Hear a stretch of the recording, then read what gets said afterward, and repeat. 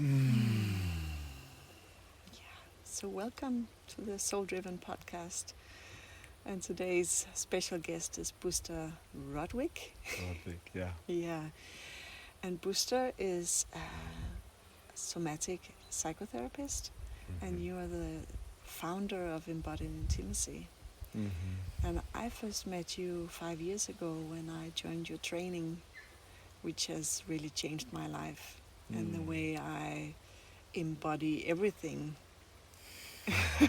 Yeah, it's been a huge shift for me, and I've followed your work ever since, and I see that it's constantly evolving, and I'm really curious to hear what is your biggest passions now, and yeah. So, what do you want to share about yourself? Yeah, well, first of all, I'm touched to be invited to share. Um, I've really seen you soar, expand, and you've become such a role model for many of the women, how to bring this work in a way to create conditions to be met exactly the way you want to be met. Like the way you invite others to meet you non-verbally or a structure or so on, has really relaxed a part of me, because there's this culture around many women not really being met by men in certain ways, because many women, they are more developed emotionally and spiritually and relationally, because they can, and this is what kind of their territory, and very few men are going for developing their emotional intelligence or their relational intelligence. So it's a bit unequal in that sense. Yeah. And so what you showed me is that it isn't about the lack of men, it's just lack of training in a way. It's lack of invitations. So you owning that and really inviting it exactly as you like it has been for me a really beautiful confirmation that this kind of practice and these maps, they really work if you use them. Yes. You know, and as well, you know, like if I identify as a teacher to some degree, a teacher is not better than his students. So for you to have a podcast and to do your work, I feel really honored to be received. So it's really a joy to be here and to share some of the things I geek around with at the moment. It's a really honor to have you, and I love that the way you are pioneering and creating new path within this kind of work. Yeah. Yeah. And especially I love how you give permission. That's something that really touched me. The permission to be everything I am. The good, the bad, the ugly, the horrifying, and yeah, everything. And it creates so much peace in my system.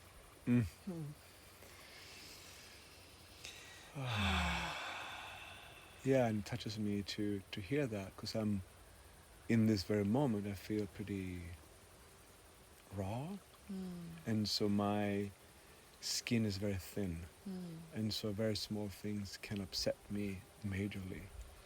And in a way, what you're sharing is touching me, because I had to learn to live within a traumatized nervous system and to make that work for me, and ultimately for others too, because I need connection. And often, if my skin is very thin, I have very strong reactions when I'm poked, and they scare people away.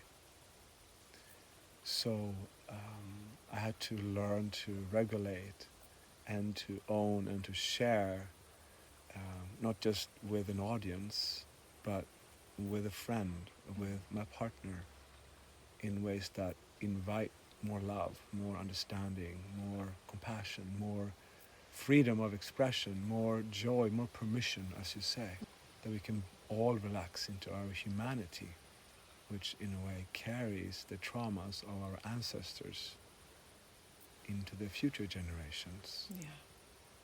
So in a way, how do we befriend the trauma? How do we make the trauma work for us? How can we make trauma into a gift instead of a curse that we try to fight our whole life, or fight in others, or try to cut ourselves off from, or fix, or heal, or get somewhere, but not being here where we are in our fragility.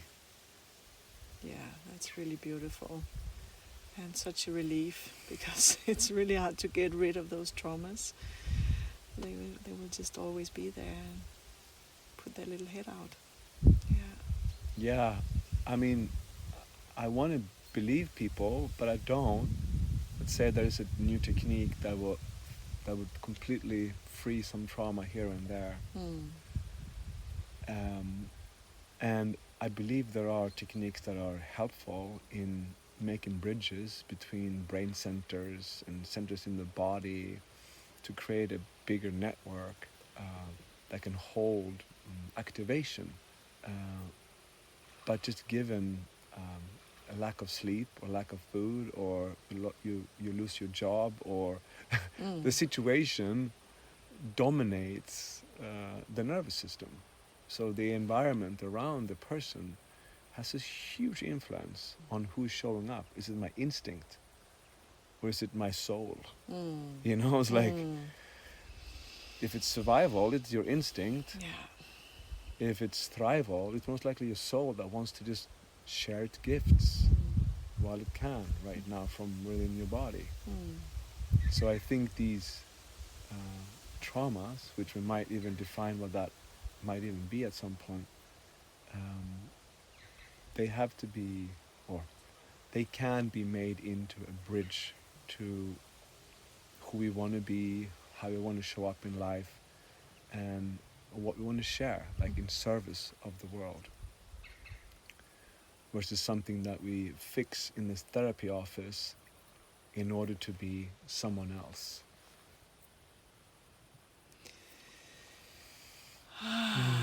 So how do you help people embracing their trauma? Yeah. Well, as you said, one of the main ways that strangers find me is, apart from word of mouth of the work that they've been touched by, is by a video or a podcast or something where they've seen me in a activation and me moved and breathe and talk myself into presence, where they can totally like relate with me as I'm cracked open by overwhelm to a certain degree, because I have to be there to a certain degree to hold it mindfully. So basically my facade, or the texture of who I think I am or who I need to be acceptable in this world, is cracked open. I don't have that intact sense of self. I am in touch with different parts that are perhaps at war with one another.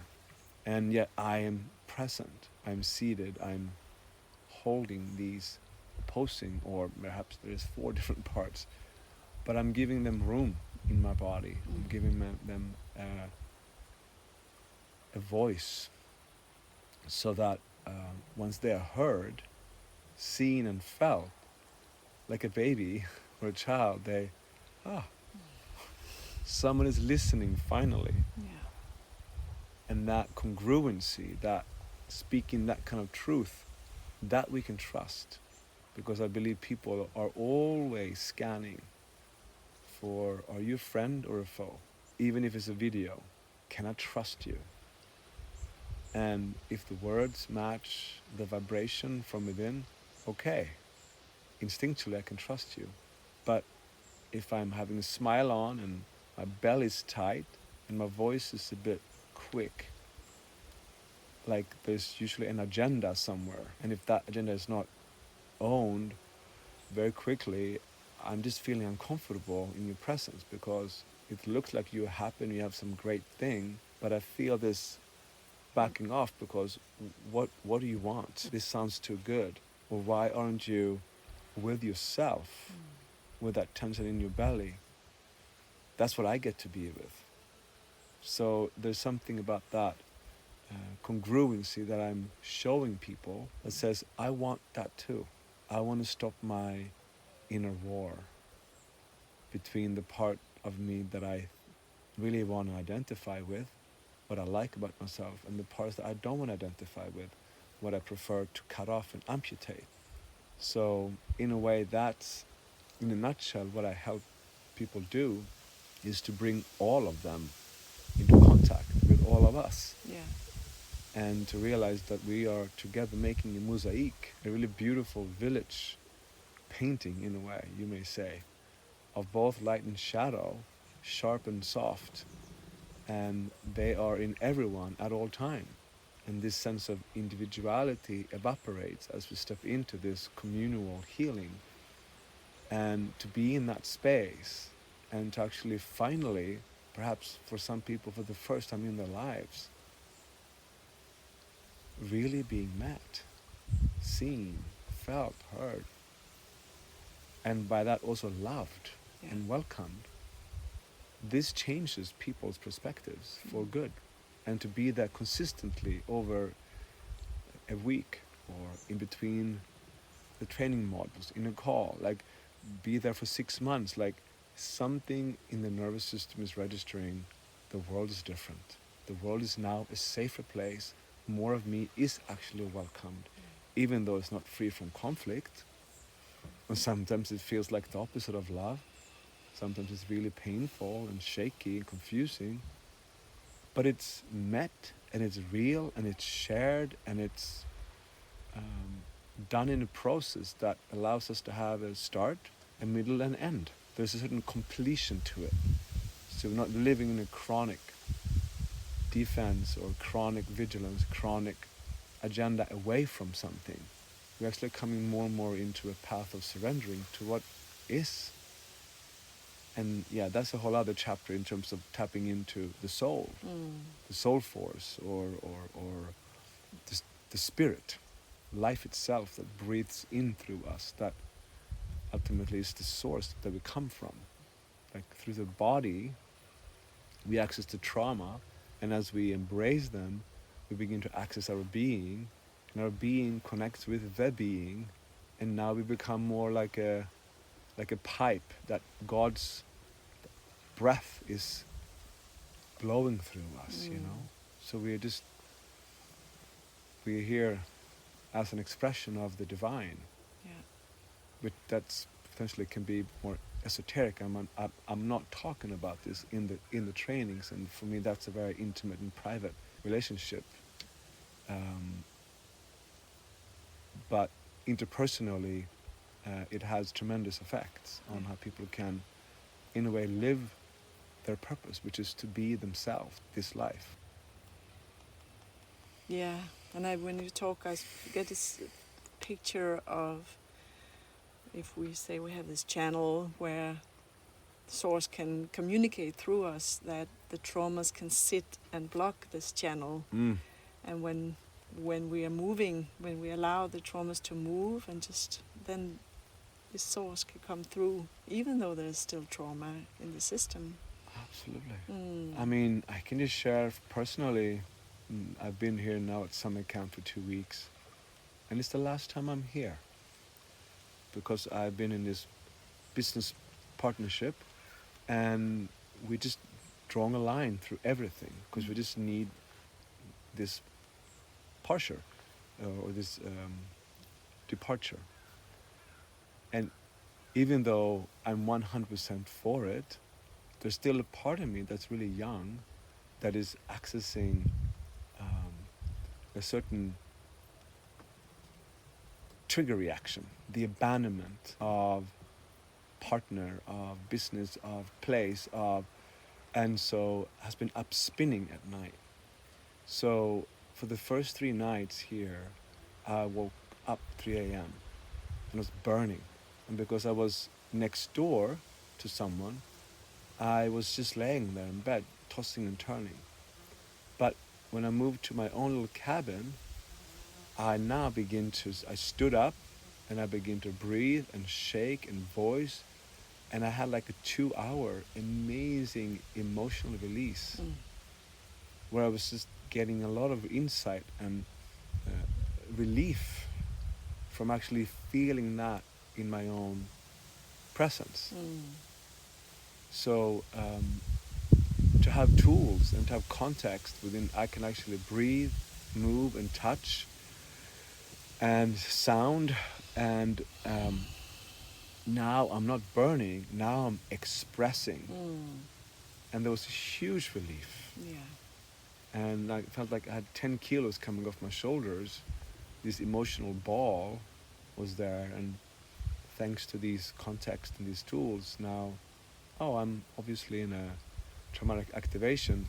I don't know exactly what it is about, but as I'm unpacking these layers, I access this very, very young, abandoned 5 months old, and I felt closer to him than I've been in a very long, long time. So in a way, it opened my heart to myself in a way that would not have been accessible had I not been so intensely broken down the first 3 nights. And then had this release and landing in this big love and gratitude, like I'm here now. Yeah. And that's what I love about you, that you are both leading as a role model and really using the transparency and the radical honesty of just showing everything, even the shameful parts and the parts you really don't want to have, but you just put them on the table, and it's such a relief. And that's one of the ways you give permission. Yeah. And then you also teach people these resources, how to regulate our own nervous systems when everything goes off. And personally, I've really used, like the one you were talking about, using at night, just standing, moving, sounding, breathing, touching. And I've had such big and actually experiences of how source came through me then. When I let go of the frustration and then like, why is this happening to me? Exactly. Once I was going to the training and COVID was there, and I had to take a test. And I just found out when my suitcase was packed and I was about to go, and I had to wait for the result for the next day, and I was so frustrated because I'd really been looking forward. And I took all that frustration and stood on the floor, and I just like, wah! And for 15 minutes, I was just moving and breathing, and suddenly I just had this huge download. Never had such a huge download before, and a full training just came through, and I just sat down and write everything down, and boom, there it was. Wow. And I could have just eaten a lot of chocolate or something, been really frustrated. Another resource. Yeah, exactly. So but not so creative. So powerful and so easy because it's always at hand. Yeah. Yeah.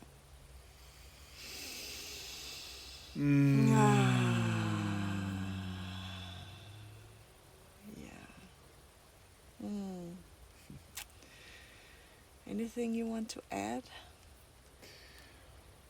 Well, I think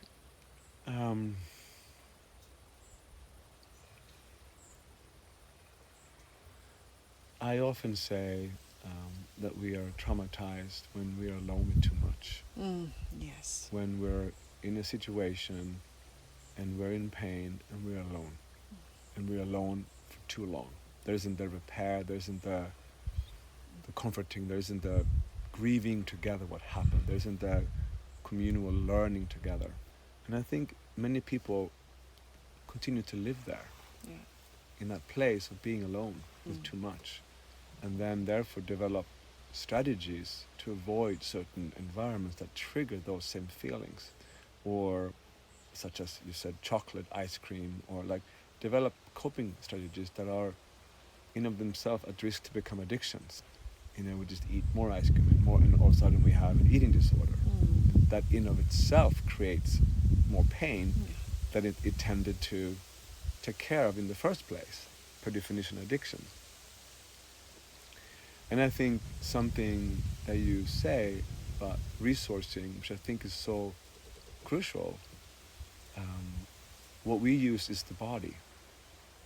You know, like any resource is something that increases my well-being. Yeah. It can be knowing that I have money in the bank, that I have food on the table, that I have a friend to call and share.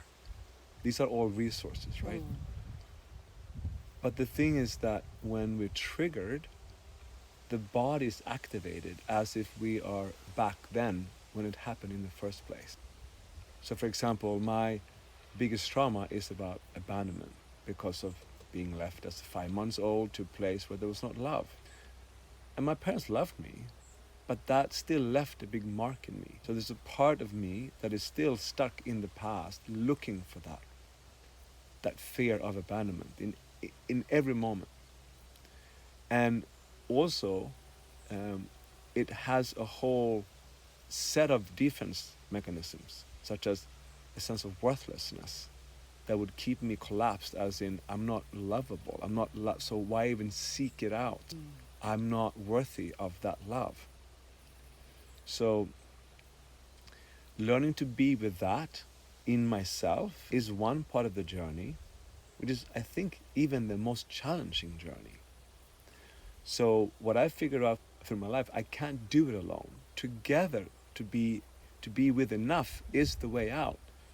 And I need you, or I need my partner, I need a community with whom I can actually bring the trigger that I cannot hold myself, because when I hold it in my loneliness, I go to Netflix, I go to alcohol, I go to whatever. You can just fill in the gap to what you do. Not that I personally would go to those specifics one, but you see what I'm saying? Like, we all have those coping mechanisms when we're alone. Yeah. But to have an environment in which I can bring my pain and they can be there with me from within their bodies. Now I'm in touch with the burn and I can name it as a burn versus telling you the story of when I was 5 months old and yada, yada, yada. No, and you can share how that lands in your body as you feel that contraction in my belly, in your belly, and yet you don't have to live in my skin. So you're often drawn in, you're often like touched by the rawness and the vulnerability, and your heart opens. And this is the magic of the human heart. It's like, you see a wounded bird on the street, you can't but to pick it up and put it in the shoebox and nurture it until it flies away. I think that's the human heart is compassionate. So when somebody's truly naked in their traumatic activation, it just opens the human heart, which is the healing power. Yeah. So, so to have had many of those occasions in all kinds of constellations, I now know that I can bring my activation in contact with others, because we heal together. And for me, that's how, little by little, drop by drop, I've been able to like build a business based upon this whole idea. I've had several really fantastic relationships. I'm currently in one now since 2 years. And it also connects me with a certain spirituality where I can, through integration of these differentiated parts, sink in more and more into my wholeness, because somewhere is my wholeness that needs to hold all these parts.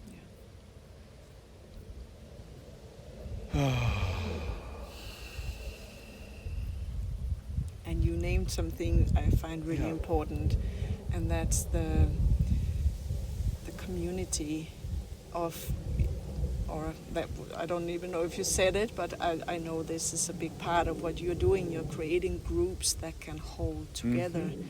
And because we might not be so lucky that we have this one strong person who can always meet us in whatever we need, but if we have a group of people who are willing to just see what we bring to the table, we can trust that the whole group can hold us. And that's, I think we all need that group.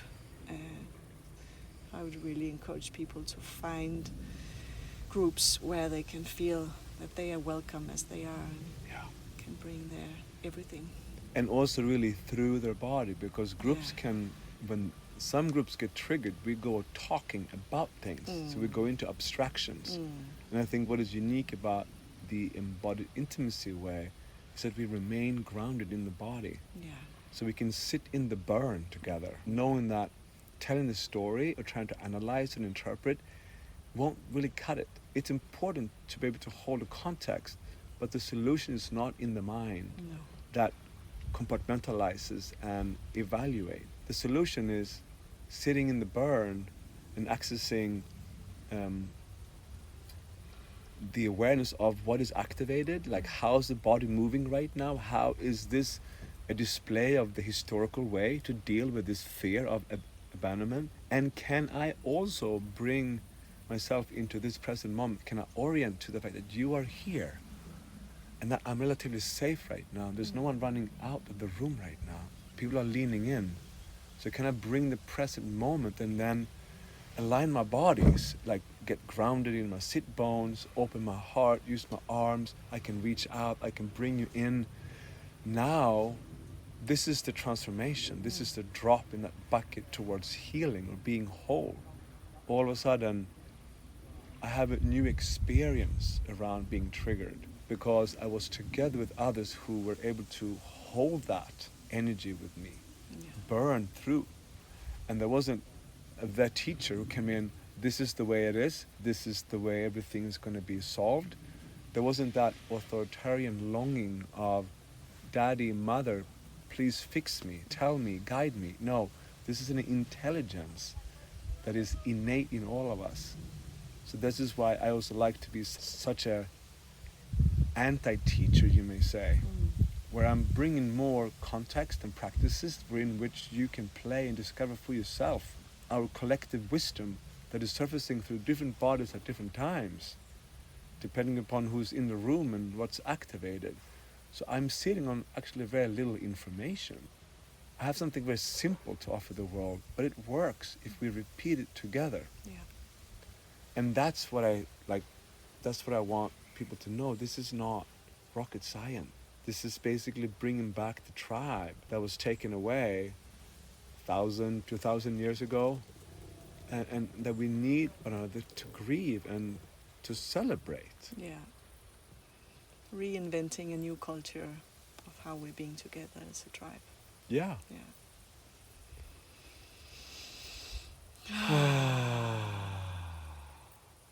This is beautiful.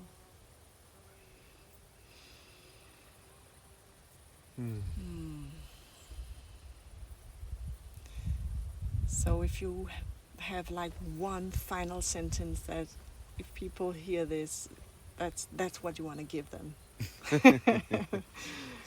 Well, I usually say, alone we're screwed, together we can do it, which is a little bit potentially a slap in the face for most people who are out there who don't have this experience. So I also want to be compassionate and